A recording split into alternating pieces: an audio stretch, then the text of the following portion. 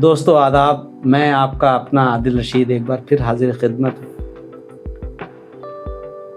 अर्ज़ ये करना था कि ये वीडियो जो है मेरी ख़ास तौर से मेरे जेन-ज़ी के लिए है, मेरे नौजवान बच्चों के लिए है। और आपसे मेरी एक सिर्फ इतनी दरख्वास्त है कि आप इसको भी शेयर कीजिएगा, उन तक पहुँचाइएगा, शायद हमारे बच्चे हमारी बातों को समझ सकें। बच्चों, मेरी पैदाइश जो हुई वो कालागढ़ के पहाड़ों में हुई। वहाँ रहने के बाद मैंने बहुत सी चीज़ें जंगल की देखी और समझी। जब मैं छोटा था तो हमारे पड़ोस में एक साहब रहा करते थे, उनका नाम था अखिलेश शर्मा और वो फॉरेस्ट अधिकारी थे। जंगलों में आग लगती थी, जंगलों में होने वाले अलग अलग डिपार्टमेंट होते हैं, उनके ज़रिए ये बात मुझ तक पहुंची थी जब उस वक्त मेरी उम्र लगभग 10-12 साल थी। ये खुदा का शुक्र है कि अल्लाह ने मुझे हाफ़ज़ा ऐसा दिया कि मुझे बचपन तक की बातें आज तक याद है। अब मैं ये सोच रहा हूँ कि धीरे धीरे वो अपनी नौजवान नस्ल या अपने दोस्तों तक पहुँचा। ये जो बांस होता है, जैसे आप 20 फुट, 25 फुट, 30 फुट, 40 फुट का देखते हैं, इसके बारे में आपको शायद एक बात पता नहीं है मेरे बच्चों, कि ये बांस एक लंबे वक्त तक इसका जमीन से अंकुर भी नहीं निकलता है, लेकिन वो अंदर अंदर अपनी जड़ें मजबूत कर रहा होता है। 3 से 5 साल का लंबा वक्त एक बांस को लगता है अपनी जड़ें मजबूत करने में नीचे। लेकिन जब उसका अंकुर फूटता है तो वो जो उसकी मेहनत है, 2 से 3 से 4 साल की मेहनत जो उसकी है, उसके बाद वो इतनी तेजी से बढ़ता है कि आने वाले 8-10 महीनों में वो 20 फुट का हो जाता है। ये कहानी मैंने आपको क्यों सुनाई, ये वाकया मैंने आपको क्यों सुनाया? आप कोई भी काम करें तो उसकी जड़ मजबूत होनी चाहिए। और जड़ सबसे बड़ी क्या है? सबसे बड़ी जड़ है शिक्षा, तालीम, एजुकेशन। आपका जो आज समय लग रहा है, इससे आपकी जड़ें मजबूत हो रही हैं, फिर उसके बाद कोई आपकी तरक्की रोक नहीं पाएगा। ये जो शुरुआत के आपके एजुकेशन का टाइम है, स्कूलिंग से कॉलेज से लगे यूनिवर्सिटी तक का, ये एक बांस की तरह है कि जैसे बांस अपनी जड़ें फैलाता है पहले पूरी तरीके से, वो अपना फाउंडेशन तैयार करता है कि उसे जाना है 80 फुट 90 फुट जितनी ऊंचाई पे जाना है उसको, और वो उसके बाद रॉकेट की रफ्तार से जाता है। रॉकेट की रफ्तार से क्यों गया वो? क्योंकि उसकी जड़ें, उसका फाउंडेशन, उसका जो बुनियाद थी वो मजबूत थी। तो आप अपनी तालीम पर ये ध्यान रखें कि आज जो आप पढ़ रहे हो, जो शिक्षा ग्रहण कर रहे हो, जो आपके माँ बाप अपना खून पसीने का पैसा लगा करके आपको तालीम दिलवा रहे हैं, वो दरअसल आपकी बुनियाद मजबूत कर रहे हैं। तो आपका ये अखलाकी फ़र्ज़ है कि इस वक्त सब्र से काम लें और दूरअंदेश बन जाएं,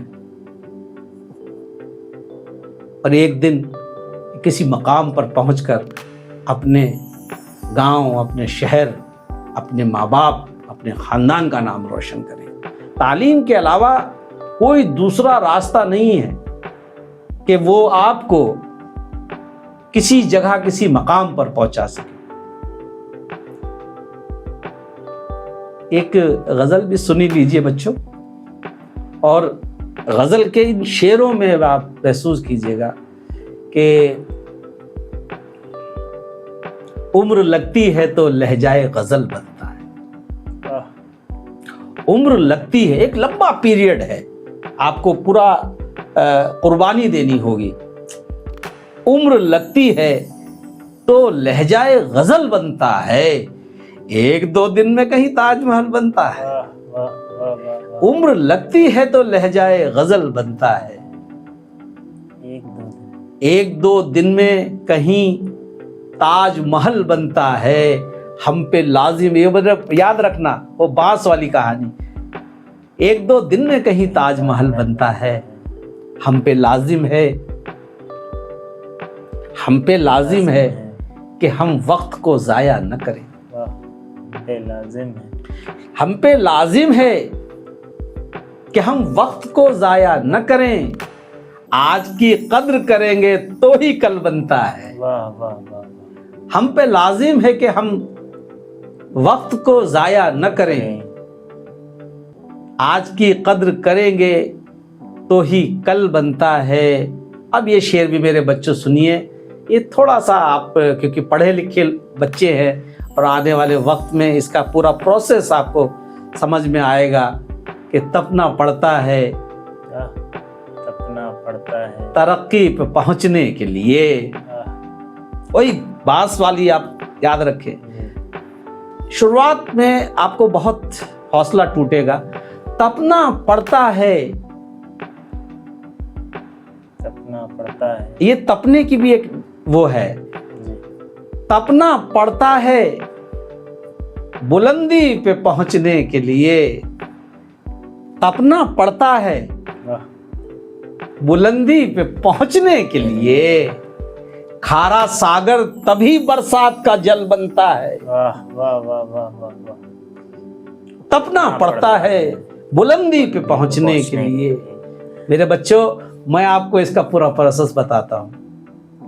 मैंने कभी एक शेर भी कहा था कि मेरे अल्लाह मुझको पानी जैसी जिंदगानी दे। मेरे अल्लाह मुझको पानी जैसी जिंदगानी दे। धुआं ऊपर तो जाता है, बहुत ऊपर नहीं जाता। एक प्रोसेस है कि धुआं आपको उठता हुआ दिखता है कि ऊंचाई पे जा रहा है, लेकिन आपके नालियों में पड़ा हुआ पानी, समंदर में बहता हुआ पानी इधर उधर जो ये भाप बन के कहाँ जाता है? ये बादल में जाता है। फिर वहां से गंदा पानी जो होता है वो भाप बन के आसमानों में बादलों की शक्ल इख्तियार करता है और फिर उसके बाद बरसता है, तो वो पीने लायक पानी होता है।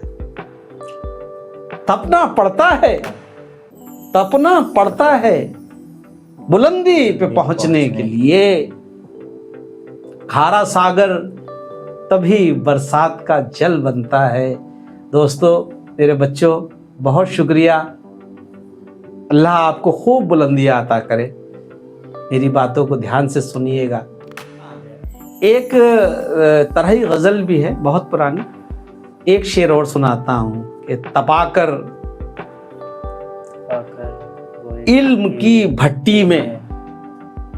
जो तालीम है, इल्म है, वो एक भट्टी है, समझे ना।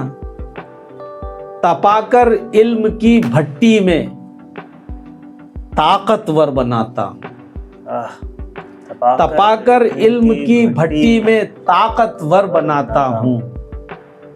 जो सीना चीर दे जुल्मत का वो खंजर बनाता हूं। वाह वाह वाह वाह। मेरे ज़ेनजी शायद जुल्मत का मतलब नहीं समझ पाएगी। मेरे बच्चों, जुल्मत कहते हैं अंधेरे को, डार्कनेस को। मैं तालीम, एजुकेशन के भट्टी में डालकर अपने शब्दों को, अपने लफ्ज़ों को, अपनी बातों को इतना ताकतवर बनाता हूं कि जहां जहां अंधेरा है वो उन्हें चीर देगा, उन अंधेरों को। तपाकर इल्म की भट्टी में ताकतवर बनाता हूं। जो सीना चीर दे जुल्मत का वो खंजर बनाता हूं। मैं दरिया हूं, मेरा रुख मोड़ दे ये किसमें हिम्मत है। वाह वाह वाह वाह। मैं दरिया हूं, मेरा रुख मोड़ दे ये किसमें हिम्मत है। मैं अपनी राह चट्टानों से टकरा कर बनाता हूं। वाह वाह वाह। मैं दरिया हूं, मेरा रुख मोड़ दे ये किसमें हिम्मत है। मैं अपनी राह चट्टानों से टकरा कर बनाता हूं। इसके एक दो शेर और सुन लीजिए। वीडियो थोड़ी सी लंबी हो गई, हालांकि मैं चाहता नहीं कि वीडियो लंबी हो।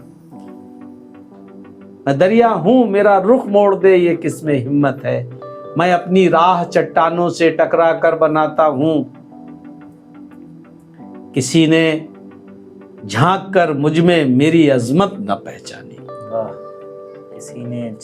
किसी ने झांक कर मुझ में मेरी अजमत न पहचानी, मैं ऐसा सीप हूं एक बूंद को गौहर बनाता हूं। वाह वाह किसी ने झांक कर मुझ में मेरी अजमत न पहचानी, मैं ऐसा सीप हूं एक बूंद को गौहर बनाता हूं। इसमें एक शेर ये भी है कि जहां हर समत